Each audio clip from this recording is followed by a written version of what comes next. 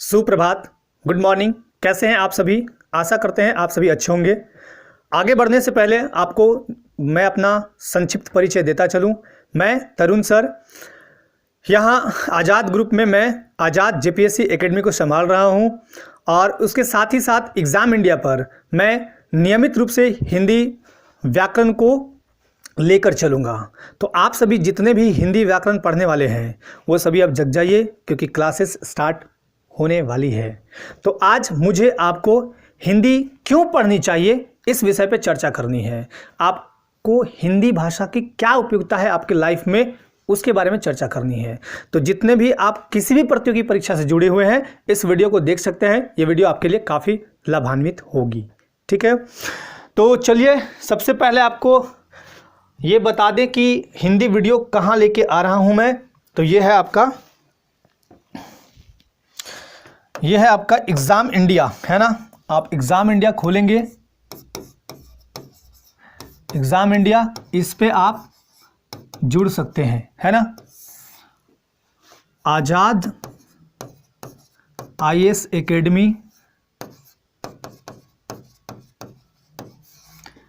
इसी का एक यूनिट है आपका एग्ज़ाम इंडिया, है ना। आज़ाद आईएएस एकेडमी, तो इसी का एक यूनिट है एग्ज़ाम इंडिया। आप इस एग्ज़ाम इंडिया पे जुड़ के हिंदी का लाभ ले सकते हैं। आगे बढ़ने से पहले मैं कुछ चीज़ें और बताते चलूँ। एग्ज़ाम इंडिया एक ऐसा प्लेटफॉर्म है जो वनडे एग्ज़ाम के लिए बहुत फेमस है। और वनडे एग्ज़ाम में आते हैं आपके जैसे रेलवे हो गए, बैंक हो गए, एसएससी हो गए, या विभिन्न राज्य में जो प्रतियोगी परीक्षाएं होती है जो वनडे होती हैं वो हो गई। इनमें मुख्य रूप से जैसे पुलिस हो गया, दरोगा हो गया, है ना, और भी बहुत सारे आते हैं, लेखापाल हो गया, बहुत सारी भर्तियां आती हैं जो यहाँ पे इसकी तैयारी कराई जाती है। तो फिलहाल मैं आपके समक्ष हिंदी क्यों पढ़नी चाहिए इस विषय पर चर्चा करूँगा। तो आप वीडियो को बहुत ध्यानपूर्वक देखेंगे और समझेंगे चीज़ों को। चलिए, सबसे पहले भाषा है क्या। सबसे पहले हिंदी तो एक भाषा है ना, तो भाषा है क्या। तो भाषा हमारे विचारों का आदान प्रदान करने का सर्वोत्तम माध्यम होता है। ठीक है, वैसे भी देखेंगे आप, भाषा जो है भास धातु से बना है, भास धातु से। इसका अर्थ है कहना, ठीक है, कहना। तो आप किसी को कुछ कहते हैं, वही है भाषा। अब कहने के 3 रूप हो सकते हैं, भाषा के 3 रूप। एक तो मैंने लिख के बोला, आपको लिख भी रहे और बोल भी रहे हैं। जो बोले वो हो गया मौखिक और जो लिखे वो हो गया लिखित। लेकिन एक और इशारा है। ये क्या इशारा है? जैसा ट्रैफिक पुलिस करता है ना कि आप रुकिए, इधर जाइए, ये इशारा है। अब ऐसे किसी को कहते हैं ना, ऐसे मतलब देख लेंगे, है ना, अब मुस्कुरा दिए तो सामने वाला आदमी समझेगा कि ये आदमी खुश है। तो एक ये क्या है? सांकेतिक भाषा है। भाषा का स्वरूप क्या है? सांकेतिक है। ये भाषा के 3 रूप जो हैं, लिखित, मौखिक और एक सांकेतिक। सांकेतिक भी है। आप किसी को कुछ इशारा, जैसे आप ऐसे करें, मतलब बड़ा मस्त है ना, तो ये सांकेतिक है। चलिए अब विषय वस्तु पर डायरेक्ट आते हैं हम। हमें हिंदी क्यों पढ़नी चाहिए। तो हिंदी एक भाषा है जैसा कि आप सभी जानते हैं, और हिंदी की क्या उपयोगिता है पहले मैं आपको बताते चलूं, है ना। तो चलिए आइए बताते हैं आपको हिंदी की उपयोगिता। सबसे पहले तो आप ये समझ लीजिए, मैं कुछ बातें आपको बताता हूँ, उसके बाद दिखा दूंगा कि किस किस एग्जाम के लिए हिंदी जरूरी है। देखिए, भाषा के बिना किसी भी देश की सभ्यता और संस्कृति चल नहीं सकती है। और आप अगर भाषा पे आपकी अच्छी पकड़ है, हिंदी भाषी हैं, जो हिंदी भाषा में अपनी तैयारी कर रहे हैं, उनके लिए ये वीडियो काफ़ी लाभप्रद है। और भाषा आपको क्यों जाननी चाहिए? क्योंकि आप जब मेंस यानी मुख्य परीक्षा उत्तर लेखन में जब जाते हैं तो वहाँ पे आपकी भाषा भी चेक की जाती है। जैसे आपको लिखना है, मान लिया जाए आशीर्वाद, और आपने ऐसे लिख दिया है, तो मेरे जैसा अगर जांचने वाला होगा, है ना, कॉपी जांचने वाला अगर मेरे जैसा कोई टीचर होगा तो आधा नंबर तो यहीं कम कर दूंगा मैं, क्योंकि इसको आशीर्वाद लिखने नहीं आ रहा है। अब श्रृंगार लिखने को बोलेंगे, आप कहिएगा कि नहीं सर ऐसे लिख दिए हैं, ये गलत है, ये गलत है, ये गलत है। एक्चुअली में मान लीजिए आपको आना चाहिए, आशीर्वाद को अब आशीर्वाद कर दीजिएगा, तो ये एक्चुअली ये सही है। श्रृंगार की बात करें तो ये सही है। तो आपको मुख्य परीक्षा उत्तर लेखन में जो बच्चे सबसे ज़्यादा गलती करते हैं वो करते हैं वर्तनी संबंधी गलतियां, उसके अलावा भाषा संबंधी भी गलतियां होती है। तो इन सबको बचने के लिए आपको भाषा पढ़ने की बहुत आवश्यकता है। ठीक है, चलिए आगे बढ़ते हैं। अब लिखना हो मेरे को जाना है, ये तो गलत है, मुझे जाना है। अब मुझे जाना है कैसे आपको लिखना है, मान लीजिए मुझे जाना है, अब मुझे होगा या मुझको होगा या मुझसे होगा, क्या होगा? तो जब तक आप भाषा को नहीं पढ़ेंगे, जब तक हिंदी व्याकरण पे आपकी अच्छी पकड़ नहीं होगी, आपको ये सारी चीज़ नहीं समझ में आएंगे। ठीक है, तो मैं एकदम बेसिक से लेके अंत तक आपके साथ हूं और पढ़ाऊंगा हिंदी व्याकरण। सबसे पहले मैं आपको बता दूं कि इसकी उपयोगिता क्या है। तो मुख्य परीक्षा उत्तर लेखन में हो गई, आपकी जीवन शैली बदल देगी अगर आपको भाषा एक्सप्रेशन यानी व्यक्त करना अच्छी तरह से आता है, आप बहुत अच्छे तरह से अपनी बात को कह लेते हैं कहीं, तो आपका एक प्रभावशाली व्यक्तित्व बनता है, आप इंटरव्यू में भी वहां पे सफल साबित होइएगा। अब आपको पूछा कुछ और जा रहा है, नाम बताइए, तो सर मेरा नाम जो है ना, ये कोई भाषा थोड़ी है, आपको जो पूछा जा रहा है उसी लहजे में आप उत्तर दें। चलिए मैं आपको कुछ चीज बताते चलूं। सबसे पहला जो एग्जाम में लेता हूं, किस किस एग्जाम में आपको भाषा की जरूरत पड़ती है, तो पहला है आपका यूपीएससी। ध्यान दीजिएगा, यूपीएससी देश की सबसे बड़ी प्रतियोगी परीक्षा है। इसमें आपको भाषा कहां पूछा जाता है, तो मेंस एग्जाम में, मेंस में। देखिए एक चीज और ध्यान दीजिएगा, विभिन्न प्रतियोगी परीक्षाओं में हिंदी कहीं कहीं वैकल्पिक रूप में पूछे जाते हैं, कहीं मेन पेपर के रूप में पूछे जाते हैं और कहीं क्वालिफाइंग पेपर के रूप में पूछे जाते हैं।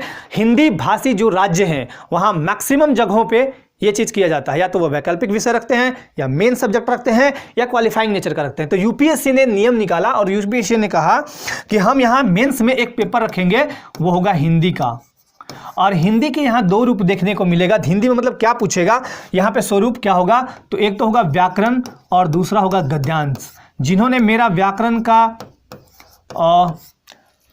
व्याकरण के जो विषय सूची है उनका वीडियो नहीं देखा है, वो एग्जाम इंडिया पे जाके देख सकते हैं। उसमें विषय सूची का मैंने बहुत अच्छे से डिटेलिंग किया हुआ है, ब्रीफली डिटेलिंग किया हुआ है, और उसी के आधार पर मैं पूरा व्याकरण, संपूर्ण व्याकरण आपका कुछ नहीं छोड़ने वाला हूं, पढ़ा दूंगा।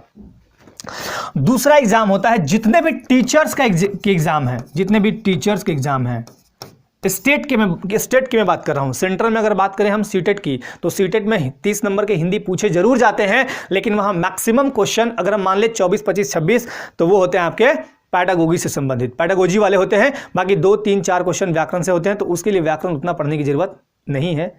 व्याकरण वहां वैसे पढ़ने के लिए बहुत जरूरी है, ऐसा नहीं बोल रहे हैं, लेकिन स्पेशली सीटेट के लिए। अच्छा, टीचर्स, इसके अलावा जितने भी टेट हैं, जितने भी टेट, टीचर एलिजिबिलिटी टेस्ट, और आपका बीएड एंट्रेंस एग्जाम में भी कई बार कहीं कहीं पूछा जाता है। ठीक है, तो ये टीचर संबंधित हो गए आपके। और उसके अलावा आगे बढ़े तो यूपीपीएससी, आगे चलते हैं, तीसरा नंबर यूपीपीएससी। तीसरा नंबर क्या है, यूपीपीएससी। यहां पे आपका क्या देखने को मिलता है, तो यहां पे ध्यान दीजिएगा, यूपीपीएससी में क्या है, मेन पेपर होता है मुख्य परीक्षा। मेन पेपर मतलब ये मुख्य परीक्षा में मेन पेपर होगा हिंदी, और यहां पे आपके मार्क्स जुड़ेंगे।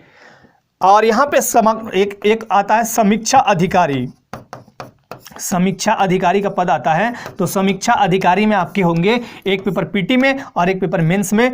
ये आपका बहुत इंपॉर्टेंट रोल अदा करता है। और आपको एक चीज और बताते चलूं मैं, हिंदी व्याकरण आप कुछ दिन मेरे साथ पढ़िए, आपको आसान लगने लगेगा। बहुत लोग डरा देते हैं ना कि बहुत टफ है या ऐसे है या नहीं समझ में आ रहा है, वर्थ नहीं, पता नहीं, शुद्ध नहीं लिख पाते हैं, ऐसा कुछ भी नहीं है, आपको बिल्कुल ठीक कर दिया जाएगा। चलिए चौथे नंबर पे चलते हैं। चौथा नंबर आपका पूछता है यूपी के जितने भी एक दिवसीय एग्जाम है, मैक्सिमम में, मैं ऐसा नहीं बोल रहा कि हर एक एग्जाम में, मैक्सिमम में आपका जैसे दरोगा हो गया, पुलिस वाला कोई भर्ती हो गया, तो वहां पे देखने को मिलता है। मुझे कंप्लीटली आइडिया तो नहीं, लेकिन हाँ इतना पता है कि यूपी के विभिन्न प्रतियोगी परीक्षाओं में हिंदी पूछे जाते हैं। आप यूपी से, जो यूपी स्टेट के जो बच्चे हैं वो अपने अपने देख लें, आपको हिंदी कहीं भी पूछता हो तो ये वीडियो आपके लिए बहुत फायदेमंद होगा। चलिए अगला चलते हैं हम, पांचवा झारखंड। झारखंड में हिंदी का क्या रोल है, तो पहले हम ले लें जेपीएससी की। जेपीएससी के बारे में बात करें तो जेपीएससी पीटी में तो होता नहीं है, लेकिन मेंस में 2 पेपर होता है। एक पेपर हिंदी होगा, 50 क्वेश्चन पूछता है, वहां पे क्वालिफाइंग होगा, और एक होता है हिंदी भाषा ही होता है, वहां पे मेन पेपर के रूप में जो मेरिट में ऐड होता है। इसके अलावा झारखंड सीजीएल की बात करें, कंबाइंड ग्रेजुएट लेवल, यहां पे ध्यान दीजिएगा, यहां भी मेंस में 2 पेपर होंगे। एक पेपर में तो वही हिंदी क्वालिफाइंग होगा, क्वालिफाइंग नेचर का होगा, और एक हिंदी जो होगा वो आपको देखिए यहां पे देता है ऑप्शन, नगपुरिया, खोरठा, पंच परगनिया, है ना, इन सब, या हिंदी या इंग्लिश, इसमें से कोई चूज कर लीजिए। तो यहाँ हिंदी होता है मेन पेपर के रूप में, और जिन्होंने हिंदी अच्छा कर लिया वो इसका सिलेक्शन हो भी जाता है यहाँ पे, है ना। तीसरा झारखंड में आता है आपका जेटेट। मैंने यहाँ पे टेट की चर्चा कर दी है, वैसे चलिए एक बार और बता देते हैं। जेटेट, झारखंड टेट में भी हिंदी पूछे जाते हैं 15 क्वेश्चन। उसके अलावा high school teacher, high school teacher में हिंदी पूरा एक पेपर होता है, ठीक है, हिंदी सब्जेक्ट के अभ्यर्थियों के लिए। उसके बाद आगे बढ़े हम, दरोगा, दरोगा, दरोगा के अलावा आपका आता है कांस्टेबल, कांस्टेबल, और भी बहुत तरह की वैकेंसियां यहाँ पे आती है। उसके अलावा पंचायत सचिव, राजस्व कर्मचारी, इन सब में हिंदी का बहुत मेन रोल होता है, क्योंकि यहाँ पे मेन पेपर के रूप में होते हैं, ठीक है। चलिए अब आगे बढ़ते हैं, इसको दूसरा पेज ले लेते हैं। चलिए अगला बढ़ते हैं हम, राजस्थान पीएससी, ऐसे कर देते हैं, राजस्थान पीएससी। यहाँ पे एक पेपर के रूप में पूछा जाता है। यहाँ भी देखिए, हिंदी भाषी के जितने भी क्षेत्र हैं, जो राज्य हैं, वहाँ पे मैक्सिमम जगह हिंदी एक विषय के रूप में पूछा ही जाता है ना। लेकिन स्वरूप क्या होता है, कहीं व्याकरण आपका पूरा पूछा जाता है, कहीं व्याकरण के कुछ पार्ट्स पूछा जाता है, कहीं निबंध पूछ दिया, कहीं पत्रलेखन पूछ दिया, कहीं हिंदी साहित्य पूछ दिया, है ना। तो कॉमन अगर हम देखें तो हिंदी व्याकरण हर जगह लगभग देखने को मिलता है। तो सबसे पहले मैं हिंदी व्याकरण आपको कंप्लीट कराऊंगा, ताकि आपकी भाषा पे मजबूत पकड़ हो सके। चलिए अगला चलते हैं हम बीपीएससी पे। अब अगला राज्य लेते हैं बिहार। बिहार में कौन कौन सा एग्जाम पे पूछा जाता है, तो बीपीएससी में आपका एक पेपर पूछा जाता है। इसके अलावा आपका बीएसएससी ग्रेजुएट लेवल हो या इंटर स्तरीय, जो आज एग्जाम हो रहा है, आज उनका शायद एग्जाम भी है मेरे ख्याल से, हाँ आज एग्जाम है, तो बीएसएससी इंटर लेवल, यहाँ पे वैकल्पिक रूप में पूछा जाता है, वैकल्पिक। तो वैकल्पिक रूप में क्या है कि आपको क्वालिफाइंग नेचर का पूछा जाएगा, क्वालिफाइंग है ये, मतलब सॉरी वैकल्पिक बोल दिया मैंने, क्वालिफाइंग नेचर का है। तो ऐसा नहीं सोचना है कि ये तो क्वालिफाइंग है, हो जाएगा, नहीं। अगर आप क्वालिफाइंग नेचर का कोई भी, जैसे यूपीएससी की बात करें, क्वालिफाइंग नेचर का है, तो हिंदी माध्यम के बच्चों को हिंदी बहुत अच्छे से आना चाहिए। अगर वो क्वालिफाई नहीं करेंगे, जीएस में कितना भी अच्छा कर ले, पेपर ही चेक नहीं होगा, क्या फायदा है फिर पढ़ने का, है ना।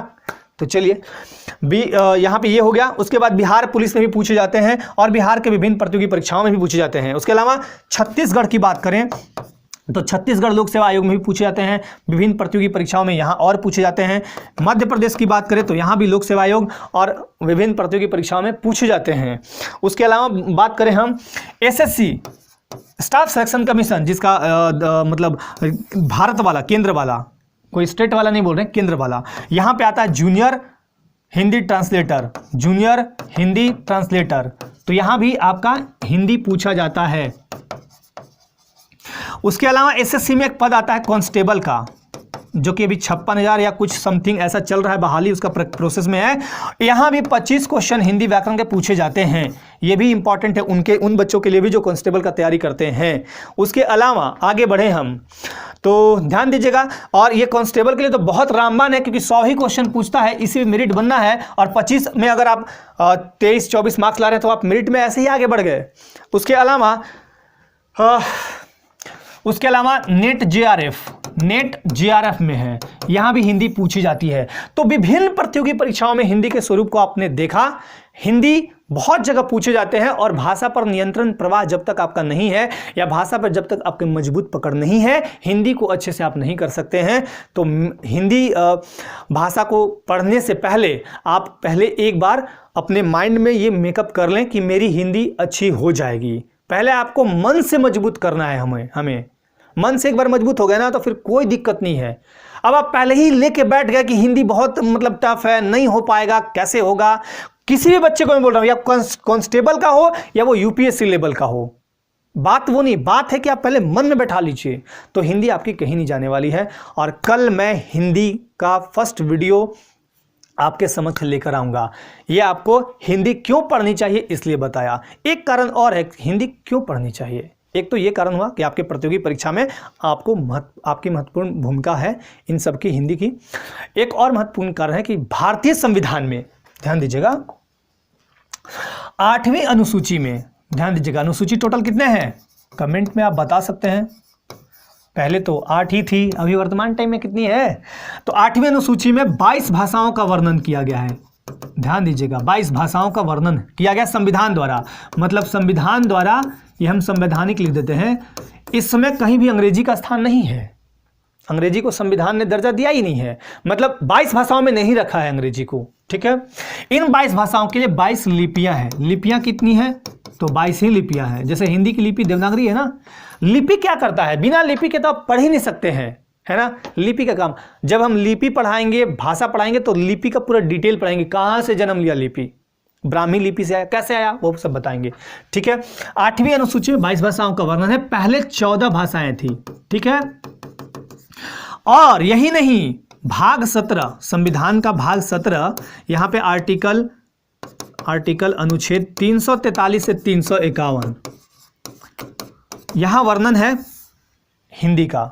और हिंदी यहां बोला गया है आर्टिकल 343 में, संघ की राजभाषा हिंदी होगी और उसकी लिपि देवनागरी होगी और अंकों का प्रयोग अंतर्राष्ट्रीय स्तर का होगा। देखिए, संघ की राजभाषा है यानी ऑफिशियल लैंग्वेज है। ठीक है, यानी सारे कामकाज कैसे होंगे? हिंदी में होंगे। अब पूरा डिटेल पढ़ाएंगे तो समझ में आएगा कि इंग्लिश का यूज क्यों होता है।